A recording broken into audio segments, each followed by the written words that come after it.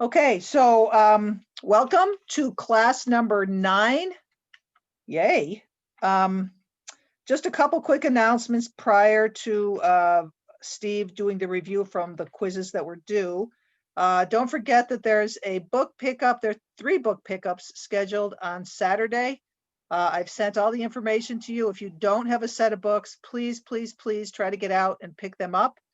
All the locations are Park and Rides, and our membership chair, Mike Lloyd, will be out there with a striped shirt on, so it will be impossible to miss him. And he will gladly give you your books. Please make sure and let him know, however, that you're an apprentice or a new official, so that he can get your name and get that information back to me, because I need to track who has books and who doesn't have books. The other thing is, I did not send you out the little yes/no question that I was going to send out last week or on Tuesday. So I will send it out. Actually, I'll do it while these guys are talking to find out how many of you would be available for a session next on the 22nd or the 29th. So I will be sending that out to you, and we'll see if enough people can do it, great. And if not, we'll push it into January, because I want to have an 11th session to talk about mentoring. So I think that's all I have. Steve, take it away. Okay, just going to review the most wrong responses on quizzes 6 and 10. Relatively small sample size. You guys are all maybe running a week or so behind, so you'll get some benefit of discussing some of these things. And the other thing, I think I've said this about the quizzes before, but I want to reiterate it. The quizzes have some questions in them that would be challenging for more veteran officials. They're meant to make you think a little bit, and they're meant to get you into the rule book a little bit. So as Stacy said, if you don't have a rule book, it's a little bit challenging to get these right. You get a 50-50 shot at it because they're all, just one answer or the other. It's a binary thing. But anyway, so don't get down if you're not able to kind of answer these things. That they're meant to be a little bit to make you think. So with quiz 6, question 1, second quarter starts with a throw-in by the team that lost the jump ball to begin the game. The correct answer is no. That the throw-in is based on the AP arrow. The AP procedure. So it's rule 6-2-3. And to the extent there had been some held balls or other reasons that the AP arrow had changed during the quarter, the second quarter may or may not start with the team that lost the jump ball to begin the game. Question 8, team A is awarded the ball for a throw-in under the alternating possession. A1 commits a violation and the ball is awarded to team B. Which team's entitled to throw in on the next AP arrow? So does the AP arrow change during this scenario? And it does. So the direction of the AP arrow is reversed when the throw-in ends, which is what rule 6-4-4 says. And then you got to go and know when a throw-in ends, which is in the definition sections in 442.5. And the throw-in, one of the times that the throw-in ends is when the throw-in team violates. So in this situation, team A violated, the arrow would shift to team B, and then the next time there's an AP arrow, team B would get the ball, even though they were awarded the ball based on this violation as well. And jump in and scream if you got any questions with some of this stuff. Well, can we go back to number 6? 6, we can. We didn't. That was a better answered question than most. But go ahead. Okay. Well, it says the alternating possession arrow is set towards the bench of the team entitled to the next possession. Yep. That's not true. It's actually set in the direction that the ball would be going. So to the extent that that bench happens to be, it's in the second half. So it's in. Okay. So we have to take these really literally, because I guess I see where you're going for this now. I thought it meant towards the team that got the ball, but you're saying because it said towards the bench. Okay, that's fair. Okay, and great. So if you know the rule, terrific, but this is not going to make you graduate from college or anything. So Yeah, it's no, great. no. It's I great just if you're learning I the just role. wanted to understand why, because I was reading that and I get the nuance now. So, okay, thanks. Okay. Number 9, the ball always becomes dead when an official's whistle is blown, and whoever was saying, beware of the word always is absolutely true. So the answer to that is no. It's rule 675, and there's 2 exceptions, A and B, which basically talk about the balls in flight on a try or a tip, either on a regular shot or in a free throw. So whistle blows, ball's not dead to the extent there's a try going on. Number 10, control to begin the game can only be established by a jump ball procedure. And that answer is no. It's rule 611, and the note there too, which basically talks about if there has been something that has occurred before the ball has become live, primarily a foul, then the game can start with the free throws as opposed to a jump ball procedure. And that might happen when you're giving out administrative technicals or any technicals during warm-up that might cause you to start the game with free throws as opposed to a jump ball. Number 12, B2 has started to try for field goal, but has yet to release the shot when A3, the opponent, is whistled for a foul against B2's teammate, B3. B2 then releases a shot, ball goes in. Officials rule that the ball is dead when the whistle blows and the shot is disallowed. Is this ruling correct? And that is also no. That is another exception. It's rule 677, and there's exception C, and it talks about if a player has started his try for goal and there's a foul against one of his teammates. So basically, if he is in the act of shooting, there's a continuation of that play, and the ball goes in, the shot counts. There was a corresponding question, and I can't remember if it was the one before or the one after, where B2's teammate fouls, but when he's in the act of shooting but has yet to release the shot. And in that instance, the ball does become dead on a foul, which is rule 677.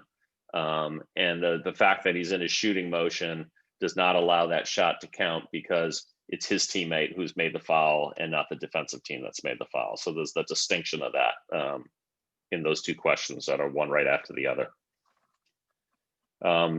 Number 13, A2 sets an illegal screen on B4. Steve? Yes. So what's the result then on that first scenario? Like if player A shoots and makes while the defender's fouling somebody else? Yep. What's the result? What would you think? I guess if the basket counts, it's going back to the defense anyway, right? So then, well, no, you wouldn't ignore the foul. You would want to recognize the foul. So well, you're basically going to administrate it in the order in which it came. So the ball went in the basket, so the basket counts, and now you've got a foul against A3. Yeah. Right. So if B is in the bonus, they'll shoot bonus free throws. And if B is not in the bonus, they'll take the ball out of bounds. Right. Okay. So the ball goes in 2 points, and then you're either giving B more free throws at that point in time, or you're giving B the ball in addition to the fact that the ball went in. Okay. Does that make sense? Yeah. Yeah. Right. You wouldn't just ignore the foul. Right. That makes sense. You think when someone's shooting and a foul happens, there needs to be like a and one or something, but again, it didn't happen against the player who was shooting. Right. It happened against to his teammate. Right. Cool. Okay. And the defender on that will be assessed a foul. Correct. Right. And that will add to the team foul. Yeah, all fouls add to team fouls. Yep. Okay, so number 13, A2 sets an illegal screen on B4, is whistled for a foul while A5 is holding the ball for an alternating throw-in possession. Which team is entitled to the throw-in at the end of the alternating possession? It's basically the same question, just asked differently. Is whether the throw-in has ended or not, right? So is the AP arrow shifted because of the change because the throw-in has ended, and in this case, the throw-in has not ended because it's a foul as opposed to a violation. So again, it's 644 and 442.5 talks about, you know, when does the AP arrow change and what is when does the throw-in end? So when does the throw-in end, everybody? Somebody tell us. You've got one of them because I just gave you the answer like 2 minutes ago. The throw-in ends when the person throwing it in releases the ball. Well, that's when the time starts, right? That's when you stop counting 5 seconds, but nothing else starts. What else? Like somebody else guess. Thanks, Oren. Is it when a player gets the ball in their hands, like the person that's in bounds? Somebody in bounds has to touch the ball. Somebody on the court, either inbounds or out of bounds, has to touch the ball. That's true. If they're out of bounds, obviously, then we're going to change the possession again. So when does the throw-in begin?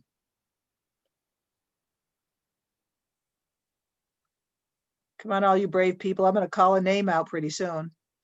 Isn't it when the ref hands the ball to the player? Yeah, when it's in player control, when he has control of the throw-in begins when he has control, right? The person throwing in the ball.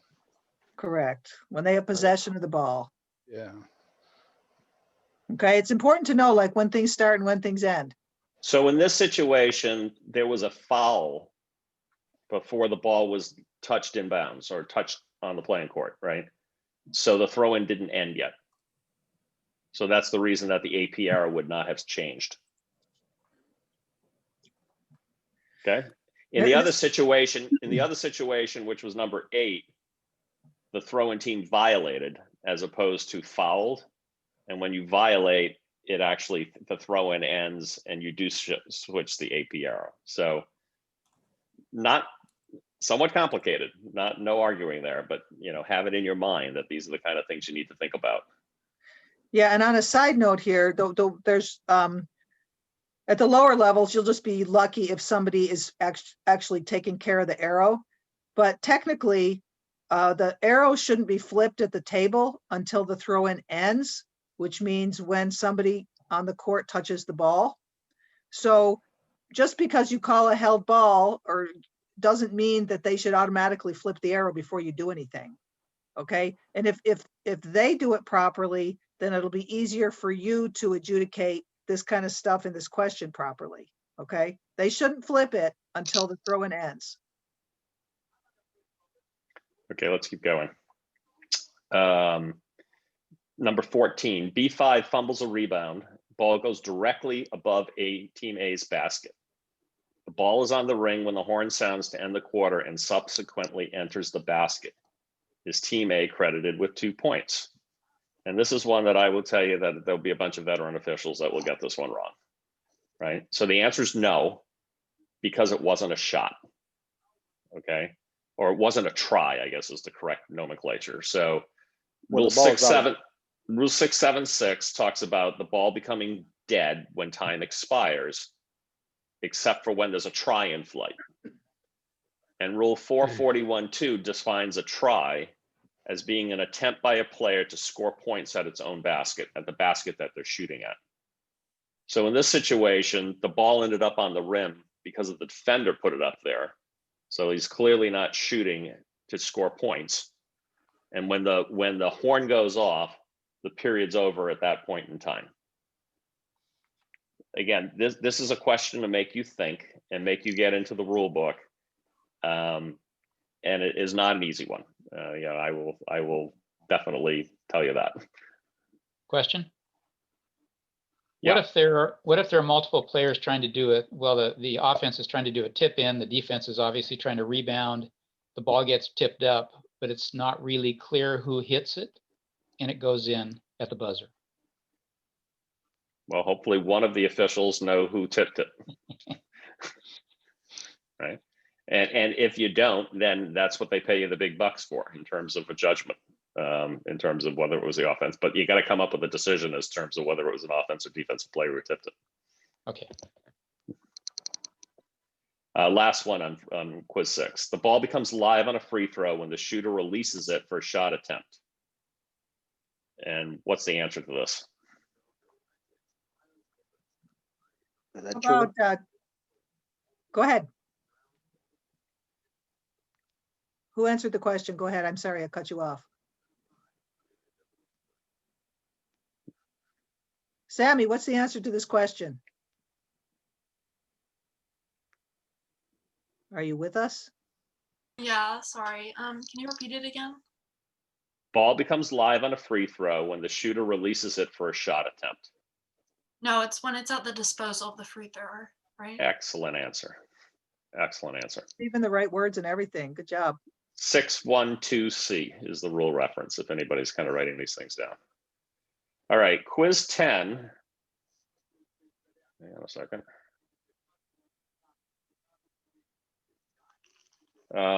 We had a few less questions that we need to go over. In the first quarter, A2 commits a violation of the throw-in boundary plane, and Team A receives a delay of game warning. In the third quarter, A5 interferes with the ball following a made basket. The official assesses a player technical foul against A5. Is this ruling correct? It's not.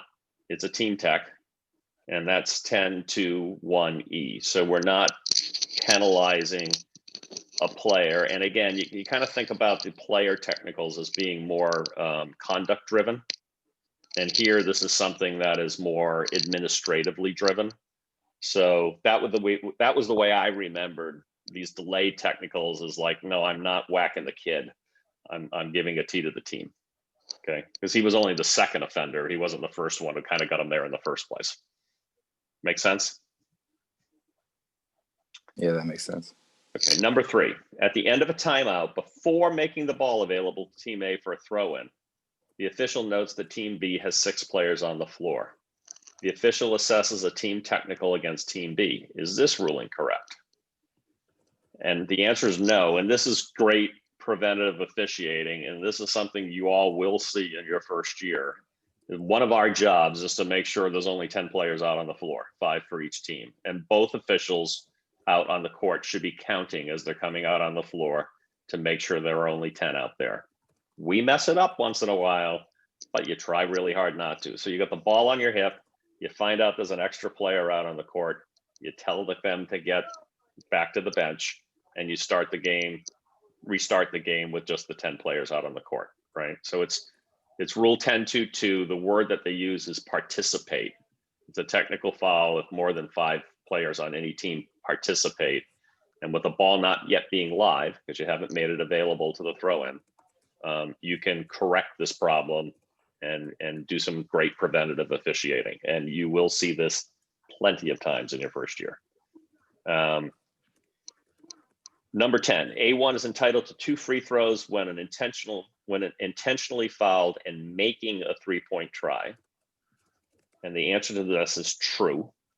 So all intentional fouls are 2 free throws, except for on a missed 3-point try, when then it would be 3 free throws.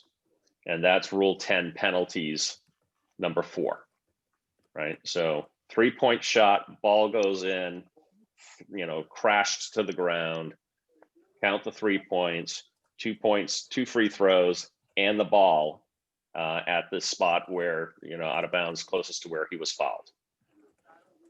Everybody got that? I think we talked about that the other day. I think you're right.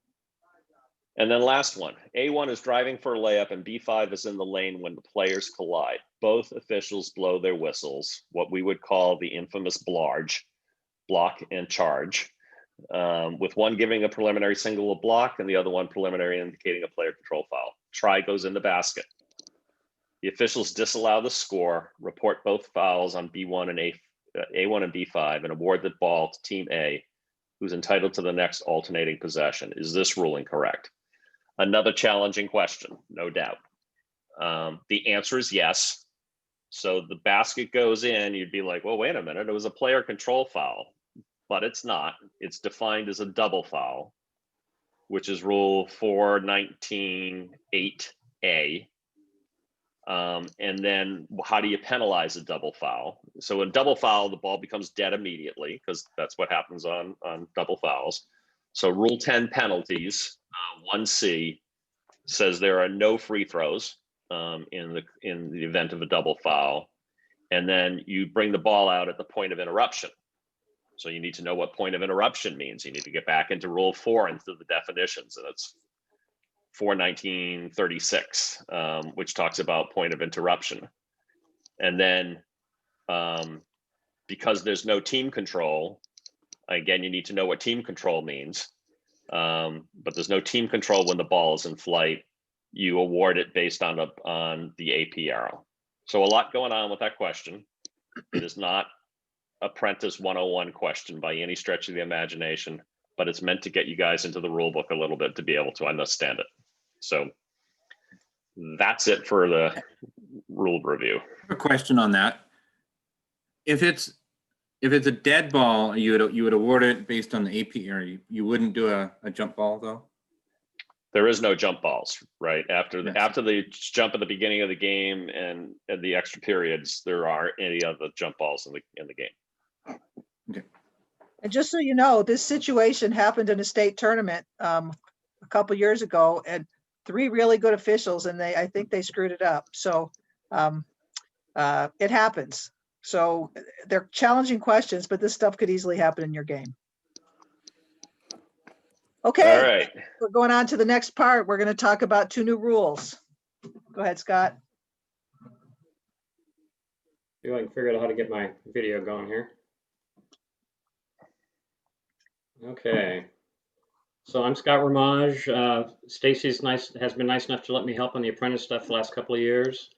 I've been refereeing for 12 years, both boys and girls side. So, and all this stuff you're going to see on your screen is courtesy of Steve Latimer. He's my computer guru. So thank him. Otherwise, you'd just be staring at me reading stuff. So thanks, Steve.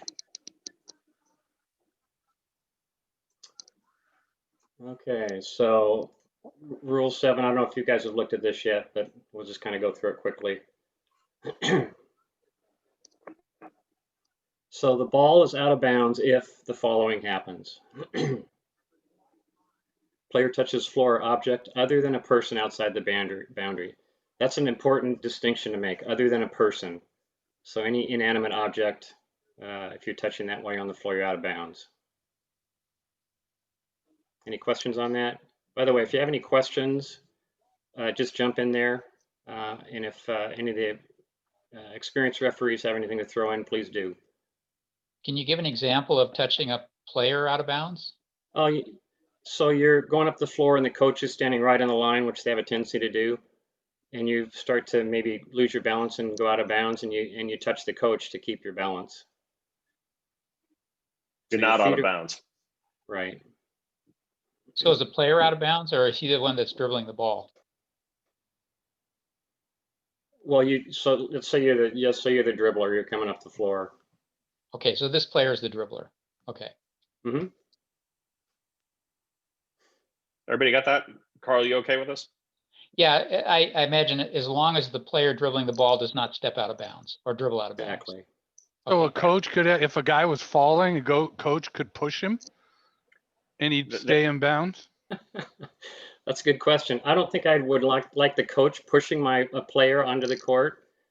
But let's say the guy's losing his just, balance. yeah, if he's balancing, you've seen that where he's just about to fall. If coach happened to be there, if he sort of held the guy in, that would be okay. That's a pretty fine distinction. It really kind of depends on what's happening there. So I'm going to tend towards letting that go unless coach just literally pushes him back on the floor so he doesn't fall down or something. But typically, I think the example is I'm touching the coach to not fall out of bounds, just to get my balance, that kind of thing. Or you could just touch the coach. If the coach is right on the sideline and you're coming right up the sideline as the dribbler and your arms kind of out to the side or whatever, you could touch the coach who's out of bounds. You're not out of bounds. That's, an easier example. That's good. That's a good one. So if the ball touches the floor, an object, including a person outside the boundary, that one's pretty obvious. It's the ball's out of bounds. If the ball hits a support, ceiling, overhead equipment, shot clock, etc., back of the backboard, the sides and top and bottom of the backboard are in bounds, the back is not.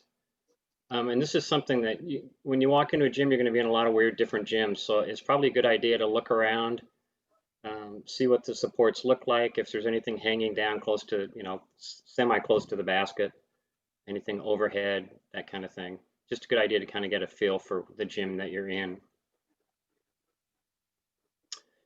And if the ball passes over a rectangular backboard in either direction, it's out of bounds. So you're not going to see too many fan-shaped backboards.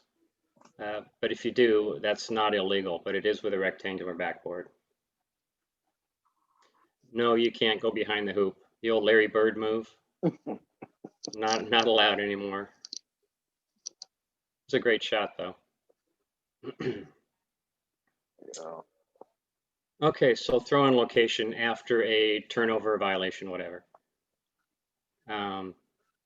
Designated spot nearest a violation. And one thing I might add there is you want to let your partner know where the spot is. So if you call a travel on somebody, and you guys have done this already, I'm sure, open hand, travel, ball's coming in here. Let everybody know where the ball's coming in, especially your partner. Well, this is a little bit of a repeat of what we talked about on Tuesday. So this is good stuff. Okay, designate a spot where the ball, nearest where the ball became dead on dead ball. So basically going on to bring in where the ball was. Common fouls before the bonus or intentional fouls after free throws, designated spot nearest the foul, where the foul occurred. So that could be different. Obviously that's different than a violation. So technical foul after free throws, division line opposite the scorer's table. So a little bit of distinction in terms of between the intentional foul and the technical foul, right? So intentional foul, you're putting it in at the designated spot nearest where the foul occurred. A technical foul, you're always at the division line. And after a made basket, anywhere along the end line, including passing to a teammate out of bounds or running along the end line. And that's under Rule 757A. So you can actually pass to a teammate out of bounds after a made basket. It's kind of a cool play you'll see occasionally. And then designated spot, and refer to that Rule 442.6. You guys have seen this several times, I'm sure. So, yeah, no more NBA for anybody. It's not really basketball, in my opinion. That was in the chat. Somebody just asked. So basically, it's very important that you administer in the right place. And the reason for that is these coaches have set plays they'll use depending where the ball's coming in. So I think somebody's probably said by now, the coaches will ask you from time to time, where's the ball coming in? So A, you need to know that, and then it needs to be accurate where you bring it in. So you now have like 2 different places where you can look this up. Well, 3 different places because it's in your manuals as well, but there's a couple of different presentations what we've now done that have this. Mm-hmm.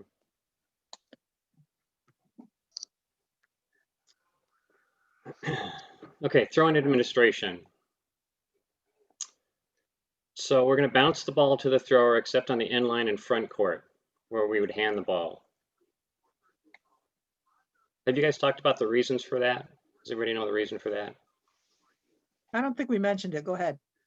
Well, for me, it's I'm going to bounce the ball and try and back out of the play a little bit to get a better angle on everything. Because when you're on the sideline or in back court, you've got a lot more court that you should be able to, you want to see. That makes sense.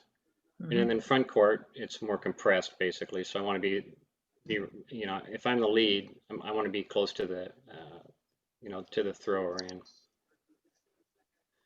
Throw-in starts when the ball is at the disposal of the team entitled to throw in. So that's when our count would start. The ball must be released within 5 seconds. So count ends when the ball's released, right? Not when it's touched legally in bounds. And the throw-in ends when the ball is touched by a player, inbounds or out of bounds, throw-in team. Oh, I just said that, okay. Or a throw-in team commits a violation.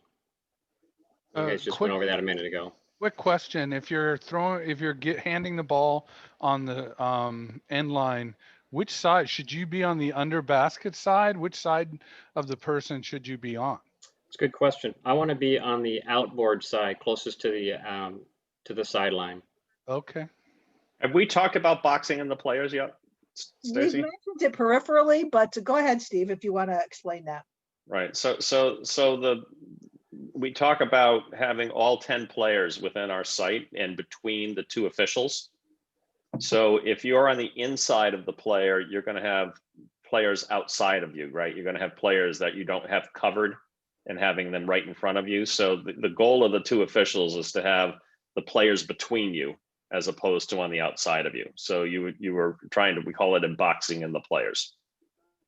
Does that make sense to people? Mm-hmm. Steve, I think we have a couple of videos that we're going to show that we can also point that out. Yep. So that's remind me. The opponent of the thrower shall not penetrate the throwing boundary plane until the ball is released. That's an easy one. Sometimes you'll be in a tight gym. You have to back them up. The thrower in has 3 feet. They need to be allowed to have 3 feet. Some of these gyms are so small, you actually tell the kids will be standing on the out of bounds line because there's not enough room on the. So you have to be a little bit patient there and understanding. So when the wrong team is awarded the ball, the error must be corrected before the throw-in ends. So once the ball is legally touched on the court, the throw-in's over, right? Or if there's a violation, whatever. So then you can't reverse that. And again, this is a know your rule and then realize that you need to be flexible with your rules in lower level games. So you come out of a timeout and you award the team, the wrong team, the ball. And like everybody in the gym realizes that that's what you've done and the ball's touched in bounds and technically you can't, blow it dead and bring it back and give it to the other team. But in a 5th grade game, you're going to blow it back, bring it back and give it to the correct team. And everybody in the gym is going to be happy. But just know when you do it, that that's actually not what the rule says. I did this, this last thing right here, this throw-in administration, the wrong team awarded the ball. I actually did that in a state tournament.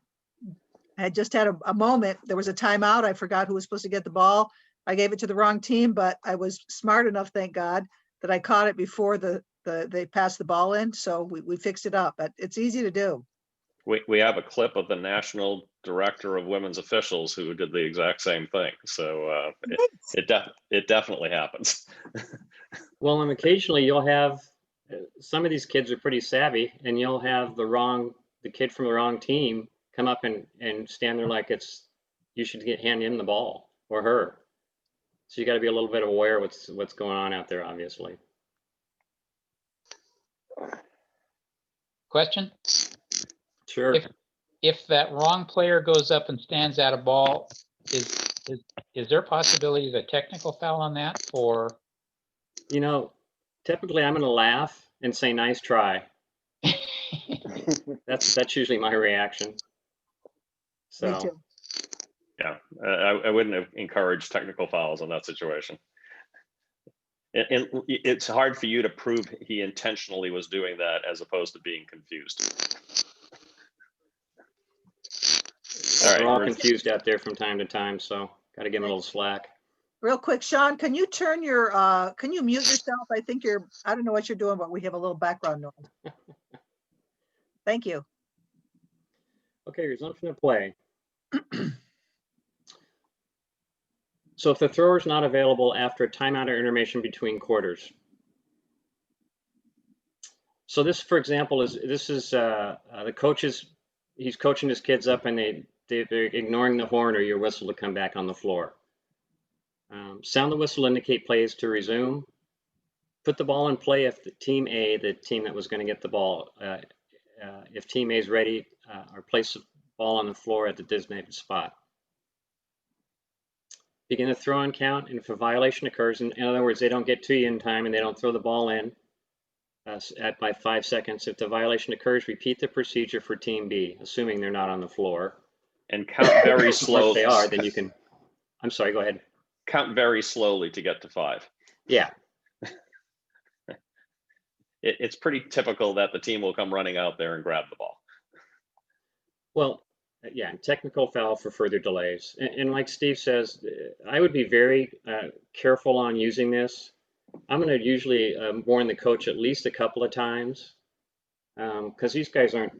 I mean, once in a while you get a coach that's mad at you, and he's going to do, you know, willingly. But generally, they're just talking to their kids and not paying attention, whatever. So to me, it's like I don't want to use this unless it's really an egregious problem.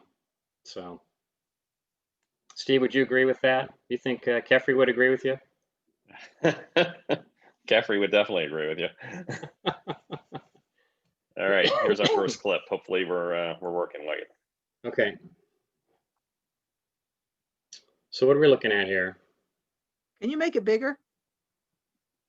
Or no? On my screen, it's large.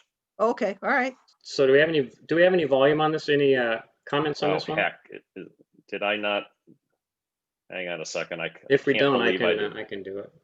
No, I'm gonna have to stop my share for a second, and then when I reshare, I can now hit the computer sound. So that Anybody have any questions? I while promised Steve's I was doing it? going to do it, and I didn't do it.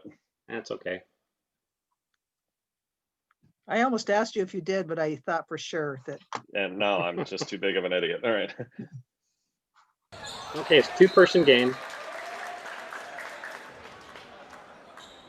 No comments in this one.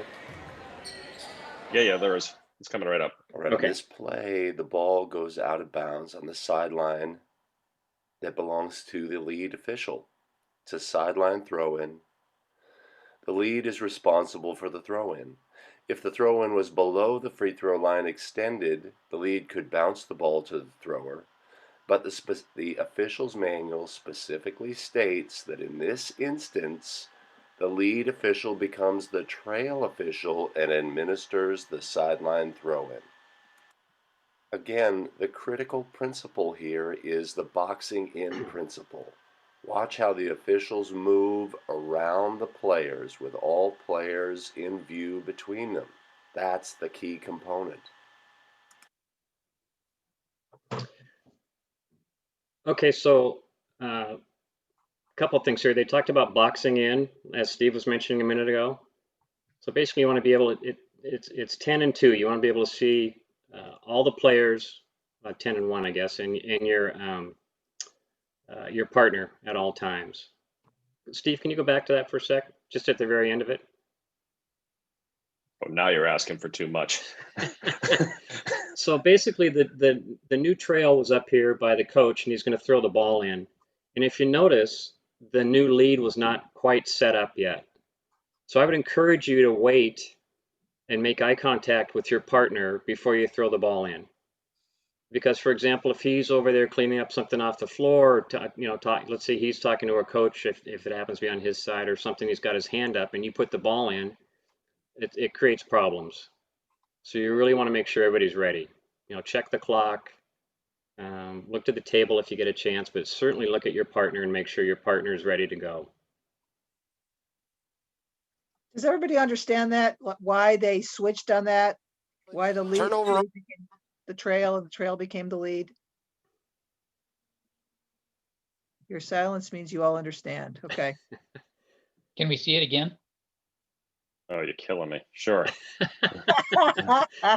Don't my embarrass job. me. You're my guru. Is So it the to ball's ensure going to the go out on the players are lead boxed in? side.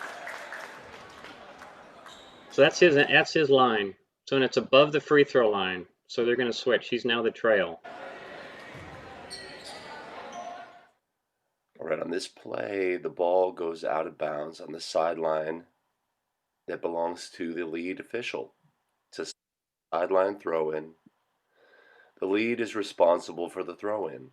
If the throw-in was below the free throw line extended, the lead could bounce the ball to the thrower, but the official manual specifically states that in this instance, the lead official becomes the trail official and administers the sideline throw-in.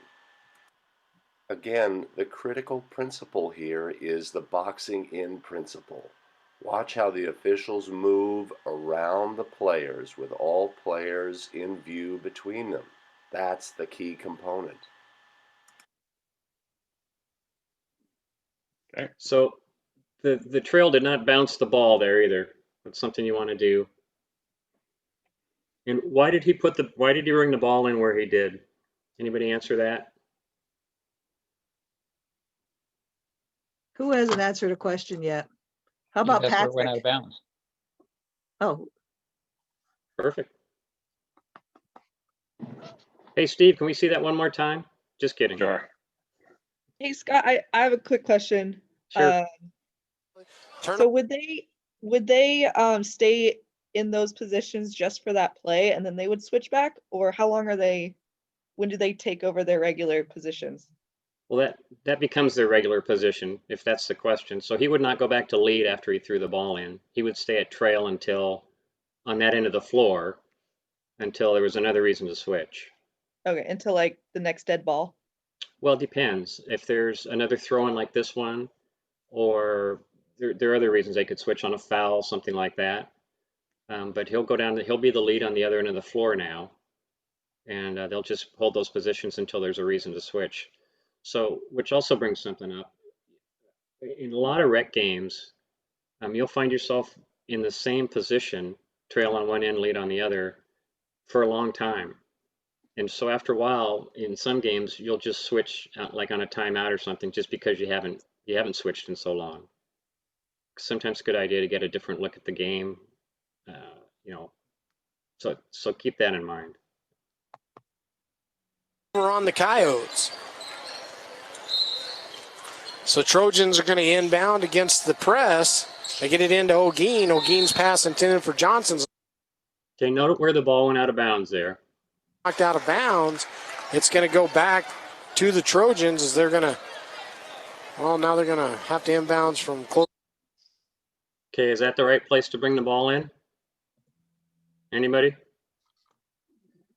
Somebody? Patrick? No, Why not?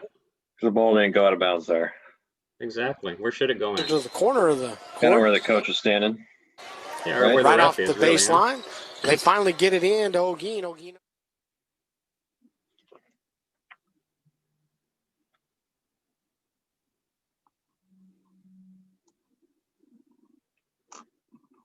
The ball goes out of bounds Oh, on C's okay. sideline.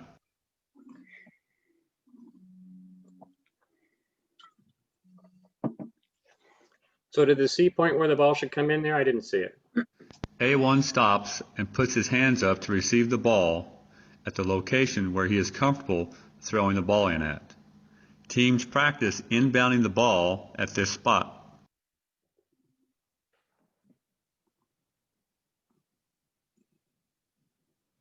On this throw-in, the correct location is on the sideline. If A1 is not at the correct throw-in spot, Team A may gain an advantage or be put at a disadvantage during the throw-in. The defense could be put at a disadvantage as well.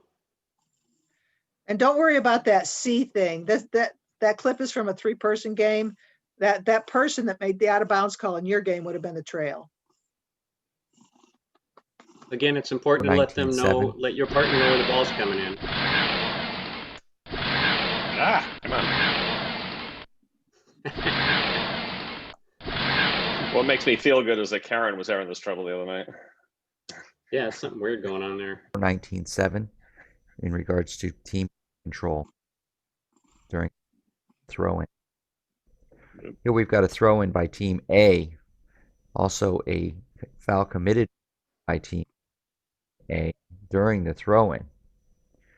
The change this year to the rule clearly states a team control foul is a common foul committed by a team that has team control, including a member of the throw-in team, from the start of the throw-in until player control is obtained in bounds.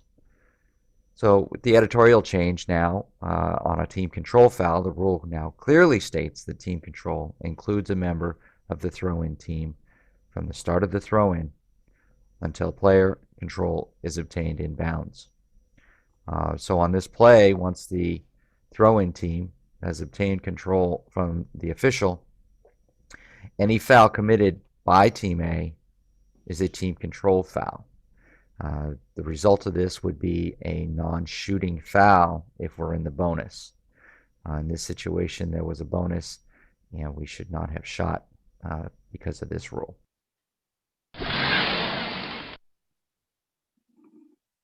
Questions on the last one?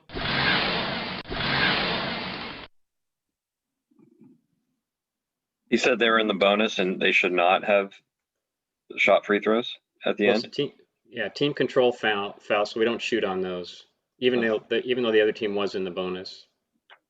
Okay. So if the offensive team fouls, we're not shooting.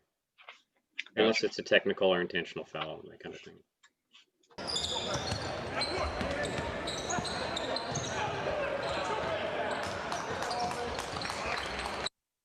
All right, that happened quickly. We can do this one again. It's kind of choppy too. I can't help you with that. No, I get that. Can you tell us where the foul is? This is whether it's a throw-in violation or not, right? So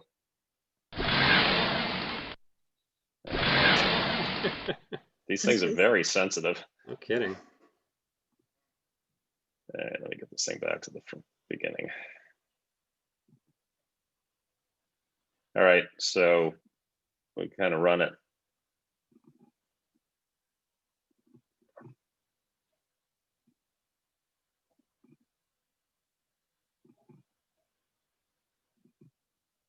All right, now you saw the whole play.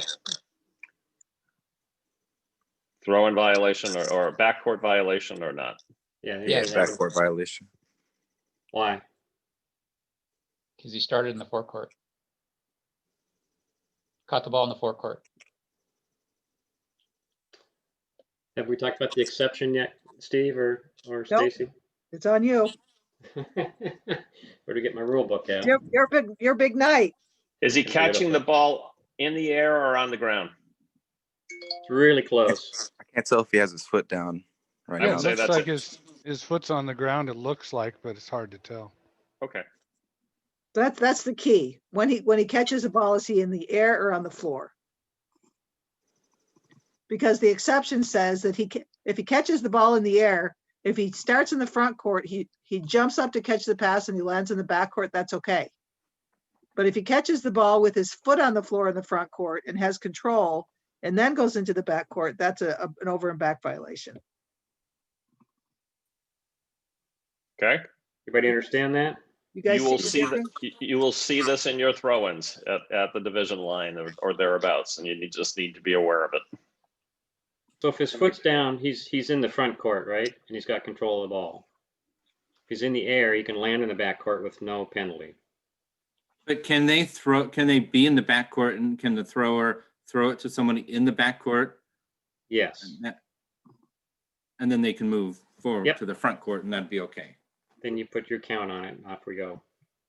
So if they're in the backcourt, but they're moving to the front court, they catch it with one foot in the backcourt and then moving forward to the front court, that's okay. Yep.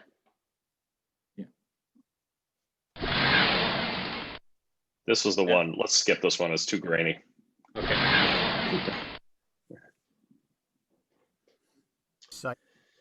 All right, we're on to Rule 8. Rule 8. So free throw administration, it's easy, but it's also easy to screw up for some reason. Lots of things can go wrong. So the administrative official, who's the lead, will make the ball available to the thrower by bouncing the ball to them.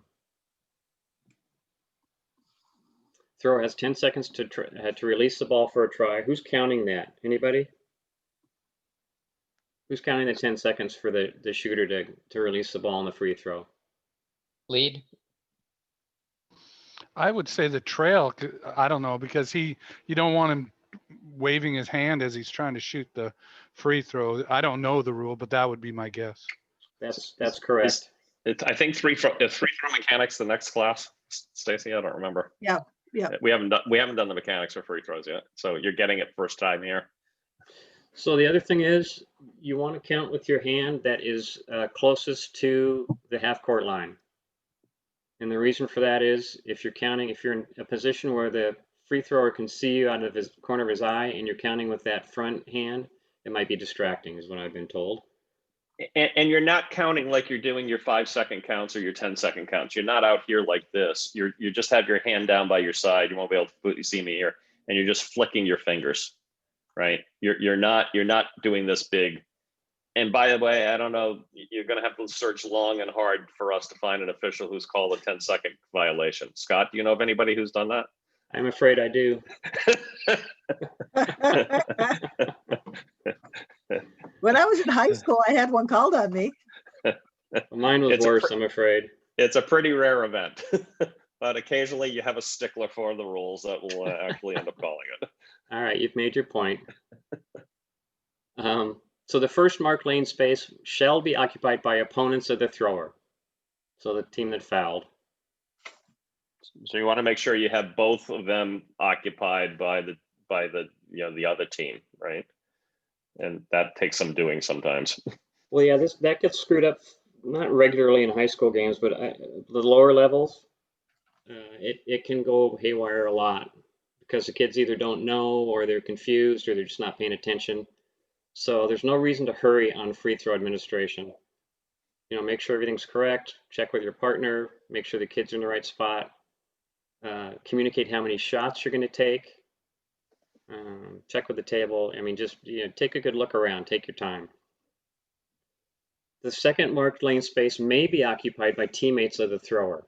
They don't have to be there, but they may occupy that space. You missed the typo, Mr. Proofreader. No, I didn't. I just didn't want to embarrass anybody. A maximum of 4 opponents and 2 teammates of the thrower will be allowed in the lane spaces. Does that make sense to everybody? Player may move to occupy a vacant marked lane space prior to a ball being made available to the thrower. So give these kids a chance to move around if they want to. You know, if a new kid comes in, and, they want to move around and make sure that they're guarding the right person. I want to stand next to the guy I'm guarding, that kind of stuff. They're going to move around in the lane from time to time. And all other players must be behind the free throw line extended and the 3-point line. Does everybody understand that? Geez, like an oil painting out there. Not hearing anything. Pretty good. So in terms of getting the players lined up on the lane line, some officials think that second space is reserved for the offensive, the team that's shooting the free throws. But that's not the case. If the second space, if that team doesn't want to occupy the space, the team that isn't shooting the free throws can have a person in that space. They can only have 4 people total on the lane line, but they can be in that second space or the third space if they choose to be. I don't think I've ever seen that. You will. It can happen late in the game. I've seen it where there's no defenders. I mean, I'm sorry, there's no players from the shooter not being in the second space, but I've never seen the opponents being in the second space. And you will find some officials that say, no, you can't be there. But in fact, you can. Okay. Like the middle, so like there's 3 spaces on the side of the key. Yep. So in the middle space, a defender could be there. Correct. Oh. The offense doesn't want to be there. Would the offense have first choice to get that space though? Yes. They have priority. Okay. Mm-hmm. Does it have to be, I've never seen that. does it have to be like, let's say only one person from the offensive team is standing in the one spot? Can Correct. the offensive team take the other side? Well, there's a spot on each side of the free throw line, right? Right. So if one's the taking, lane. can they take the other one? Right. So you're going to have 3 on one side and 3 on the other. So defense, offense, defense on each side. You got to have 2, 1 on each side. The only 2 spaces that have to be occupied are the first ones by the defensive team. Yeah. And then the rest of the spaces, if the offensive team wants the next 2, they can have it. If they want one of the next 2, they can have it. And then the defensive team can fill in the rest of the spaces.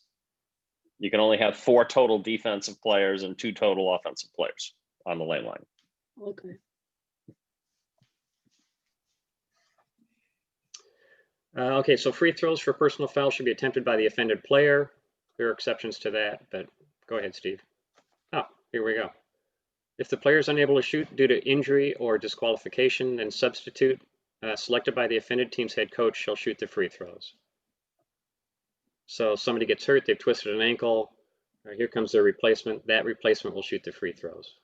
Whoa, whoa, it says the offended team's head coach? That's not right. Well, the meaning the kid who got fouled. Not the offender, team. the offended. That's not very well worded, but the coach of the player of the injured kid gets to pick another shooter. Correct. Yes, Okay. Selected by the team that was fouled is probably a better way The to only put reason that. I'm making a big deal about this is because, in men's college, the other coach can pick and Oh yeah, right. So I'm just trying to make sure we understand for those of us who watch too much TV. Right. That was Yes, actually the reason for the underscore, is that it's the coach of the kid who got fouled. Okay. Free throws for technical fouls may be attempted by any player or eligible substitute. Remember this because for some reason we get it wrong. Early in my career, I was working with 2 state level referees, and we had a former ref who was the coach for the team that was going to shoot the free throws, the technical foul. And one of the state guys said, no, this girl's got to shoot. And I went to him and said, I don't think that's right. And I was pretty new, so at the time I knew the rule. I should have just said no, that's not what we're doing, but I deferred to these guys. So that brings up 2 things. Know this rule, A, and B, if you know something, even though if you're new, speak up, because we want to get it right. That's more important than deferring to somebody that has been around longer than you have. There's nothing wrong with giving your opinion and stating your case if you're right about something. So coach can substitute a shooter on a technical. Any eligible player or any player or eligible substitute can shoot that. Right. So not necessarily the 5 players on the court. You can bring somebody in to shoot the tees. And that player has to stay in the game? No, that player doesn't need to stay in the game. Who he substituted for needs to stay out of the game for 1 count of the clock. So I think the question is that the player that comes in and shoots the free throw, that player must remain in the game for until the some times run off the clock. I don't think that actually is correct. So I think that player could get subbed back out again, but couldn't get subbed back out for the player who's come out of the game. So they can shoot the free throws and they can get subbed back out by somebody else, but just not the player who came off the floor for the free throws. I think that's correct. Yeah, but the person who left can't come back until we've had time run off. I see what you're saying. Yeah, that's correct. Thank you, Steve. One other thing about the technical free throws, unless this has changed, you can have 2 different people shoot the 2 technicals. Is that still the same? I believe so. Okay. All right. I just want to make sure. So yeah. I don't think I've ever seen that either. But I haven't either, but it's a rule. Yeah. I suppose if the first person missed so badly that the coach was mad. Or you know what? In a kid's game, if a coach wants a kid who never scores to have a shot at getting in the book, he might do that. Yeah. Sure. 11 at the line, attempting a free throw when white 20 in the bottom lane space makes a hard box out into his opponent in an effort to obtain a good rebounding position. When we zoom in closer, we see that before the ball is released, white 20 breaks the plane of the lane boundary, causing a free throw lane violation. But then he continues on, swinging his elbow and contacting his opponent, causing a foul. So how is this situation handled? With a violation followed by a foul. First, you need to determine the order of when each action occurred. Since the violation by an opponent occurred first, a delayed violation is ruled, and the ball remains live to allow the free thrower to continue the free throw attempt. However, when the foul happens, the whistle must be blown and a determination must be made as to whether the act of shooting had begun. In this clip, The free thrower had started his shooting motion, so, according to the continuous motion rule, the goal would count if the try was successful. If the ball doesn't go in, like this clip, the penalties must be administered in the order in which they occurred. Start by clearing the lane and awarding a substitute free throw. Next, the ball will be given to the offended team at the spot of the foul, unless the bonus is in effect, which would result in the appropriate number of free throws. Remember, when multiple penalties must be assessed, we should always administer them in the order each action occurred. Let's watch that one last time. You guys came up with some good clips. Talk about complicated. Yeah, there's a lot going on in this one. So the first thing that happens is the delay. So do these guys know signals? We didn't talk about delayed free throw violations yet because Okay, so basically you're going to have your arms straight out, perpendicular to your body, fist closed, and you don't do anything if the ball goes in. You're just letting everybody know, hey, I've got a violation here by the defense. Or, he's coming in too early. So if that ball had gone in and that's all he did, we'd just move on. He'd get a second free throw, or we'd put the ball in play for white.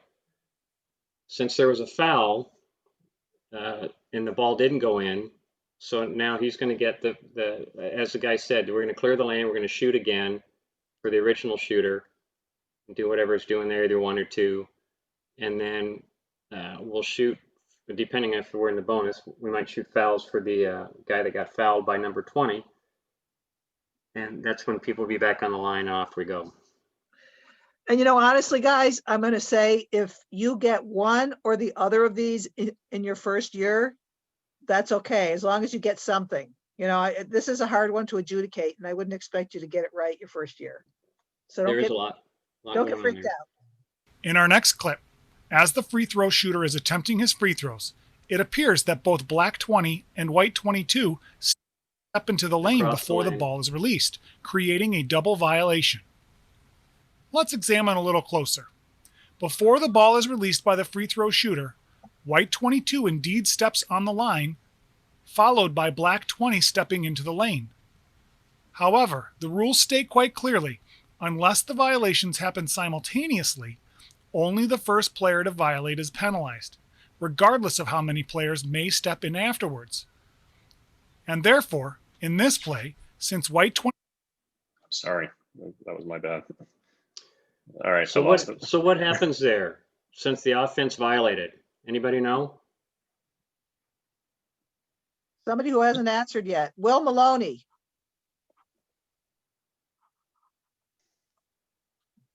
Are you there, Will?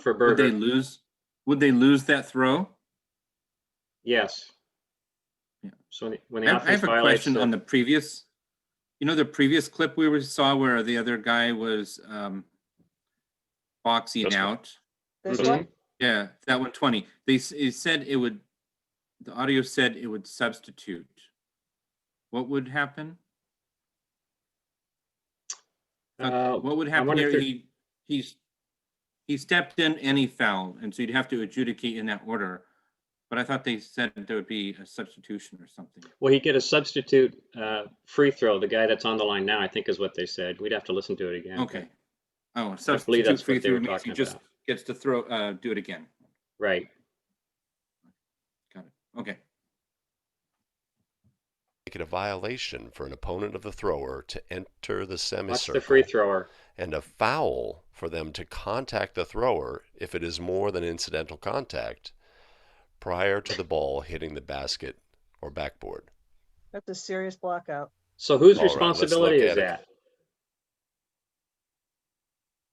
Did we switch again? Steve's ready to go home. No. This was the same clip. It just happens. This just the way this clip came out. But we'll do it again. It's a violation for an opponent of the thrower to enter the semicircle, and a foul for them to contact the thrower. Think this contact there? If it is more than incidental contact prior to the ball hitting the basket. So I like the way these guys step down on rebounding. It's always a good idea to step down to look at rebounding. But the C's responsible for the free thrower. And once the white player steps on the line, that's a violation.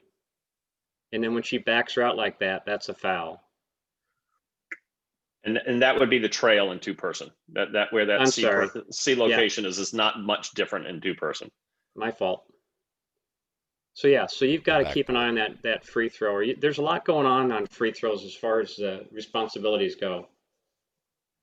So it's really important to protect the free thrower though. And you won't see that very often, but you'll get a pretty hard foul in there once in a while. All right, let's look at a couple of examples.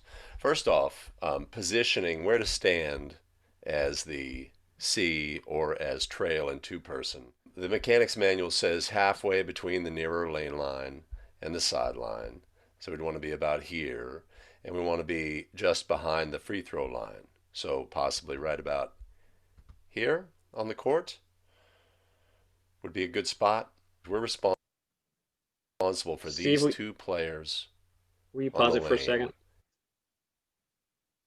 So what do you guys think about the position where the lead is? Too far. Anybody? Oh, sorry. No, you're okay. It looks We like think he you know the wants answer. Yeah, it looks like he wants to head off to the snack shack or the bathroom or something. He's not really engaged there. So you want to be closer to the play. I'd say at least a couple steps closer.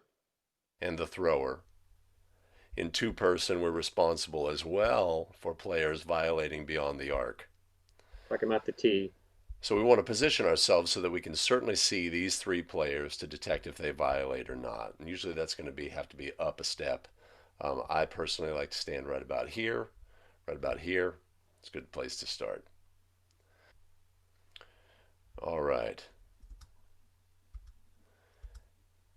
Official properly has a silent count, but you see when the ball is released, raises the hand and turns the shoulders, right?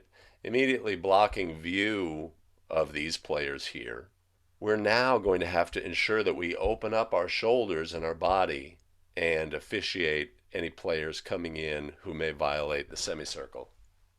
Another example. Now this official has a Whoop. Notice where the lead is.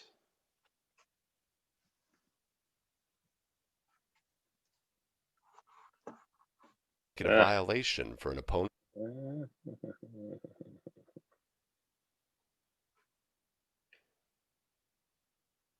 These 3 players to detect if they violate or not. And usually that's going to have to be up a step. I personally like to stand right about here. Right about here. It's a good place to start. All right. Official properly has a silent count, but you see when the ball is released, raises the hand and turns the shoulders, right? Immediately blocking view of these players here. We're now going to have to ensure that we open up our shoulders and our body and officiate any players coming in who may violate the semicircle. Another example. Now this official has a Wow, I don't know what happened there. It's getting stuck on you. a violation for an opponent. We did that one.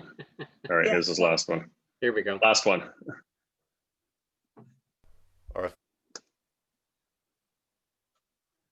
All right, sorry, it fritzed. Basically, that last one showed the official standing in a better position, and he steps down with his right foot towards the baseline to keep his body open so he can see all the players. And again, don't go nuts. Like we're going to go over this mechanical stuff on Tuesday.